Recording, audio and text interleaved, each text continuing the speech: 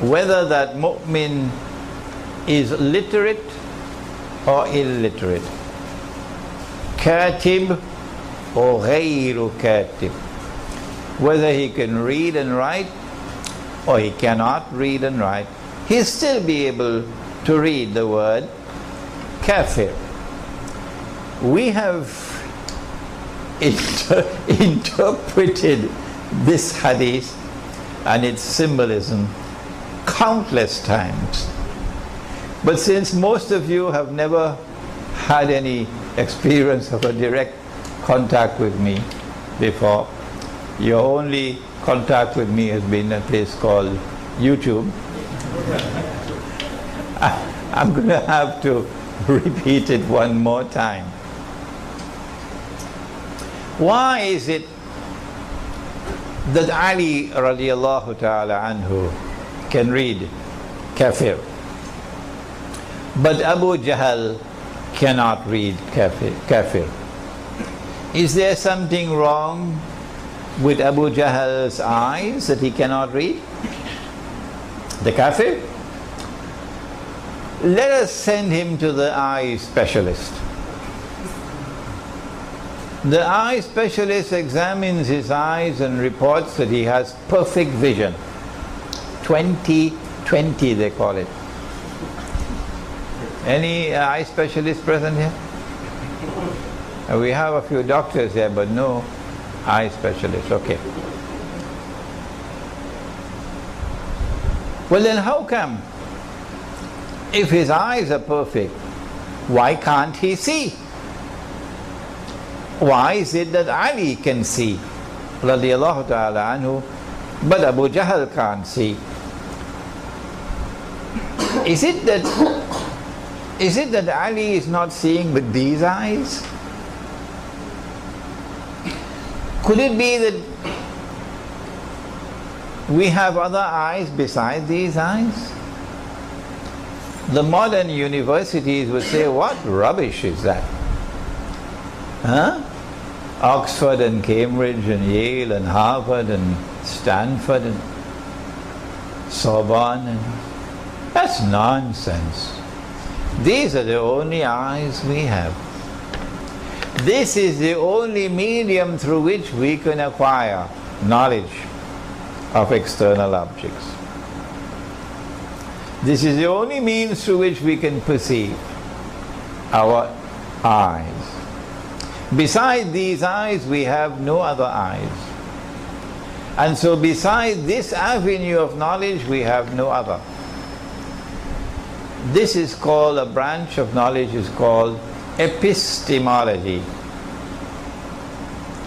Don't be scared, it's a long word, but never mind. It's the branch of knowledge which studies knowledge. And this is the Western epistemology. That these are the only eyes that we have. But the Quran says that in addition to these eyes, the heart can see. And so the Quran has a different epistemology. The heart can see. But the heart can only see when Allah puts nur in the heart. And as we mentioned earlier, nur is not sold in the stock market. يَهْدِ اللَّهُ لِنُورِهِ مَن يَشَاءُ. Allah guides to His nur whomsoever Allah chooses. And so when Allah puts nur into the heart can see. And when there is no nur in the heart, listen to the language of the Quran. It is very harsh. Allah says, they have eyes and yet they don't see. They have ears and yet they don't hear. They have hearts and yet they don't understand. أُولَئِكَ كَالْأَنْعَامِ. They're just like cattle. That's harsh language. بَلْ هُمْ أَضَلُّ. Rather, they're worse than cattle. they're more misguided than correct. A people who have eyes and yet cannot see. And so now we can conclude, at least I conclude, you will have to make up your mind, that when the Dajjal sees with his left eye, the Dajjal is seeing with external sight. And when the Dajjal is blind in the right eye, the blind right eye symbolizes internal blindness. This is my interpretation. You do not have to accept it. You must first be convinced that it is correct before you accept it. Let me warn you one more time.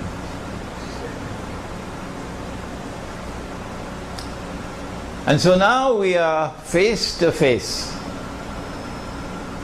with the beginning of the world of symbolism in Dajjal. Those who follow Dajjal will be internally blind. There are lots of cattle in the world today, I can tell you that. There are lots of cattle in the world today, I can tell you that. And as we proceed with this lecture, you'll get the evidence of it. Dajjal's one eye represents epistemology. The left eye is external sight. The blind right eye is his internal blindness.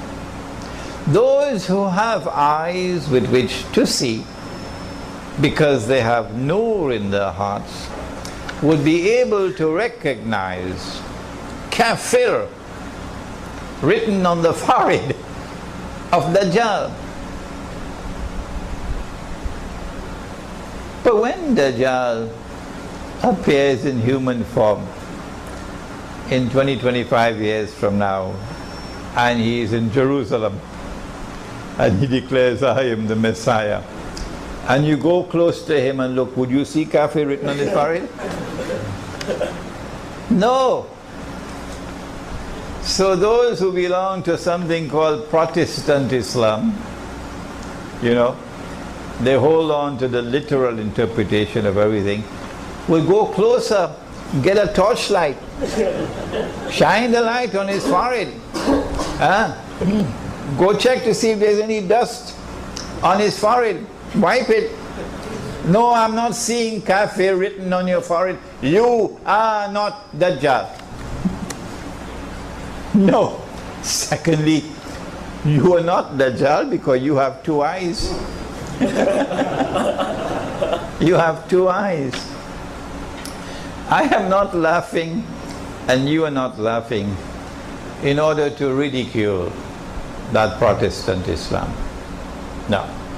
What we're trying to do is to deliver a message again and again and again and again and again, to try to wake them up that your methodology is deficient, your methodology is wrong. No. This Kafir on the forehead, as any artist, and we've got so many of them here tonight, as any artist would know, is symbolic. It represents the capacity of the mu'min to look at that which Dajjal creates. For example, he creates a civilization. And the civilization comes to be known as modern Western civilization. And the mu'min will be able to look at modern Western civilization and recognize it to be based on kufr, as though Kafir is written on its forehead, as though Kafir is written on its forehead. Let us now turn to a second hadith of symbolism. And the artists tonight are going to enjoy this. They're going to have a field day. Dajjal comes with two things. river and the fire. The Dajjal comes with two things, a river and the fire.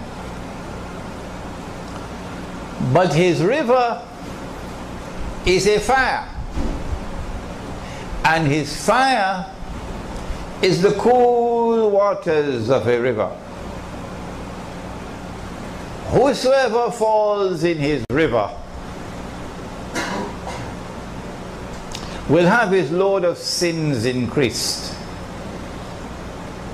and whosoever falls in his fire would have his load of sins decreased.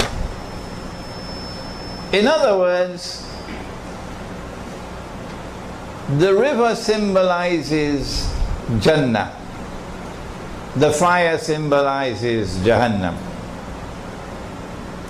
The river symbolizes the road to a life of plenty, to a life of ease, to a life of leisure, and the fire symbolizes a life of hardship, of suffering.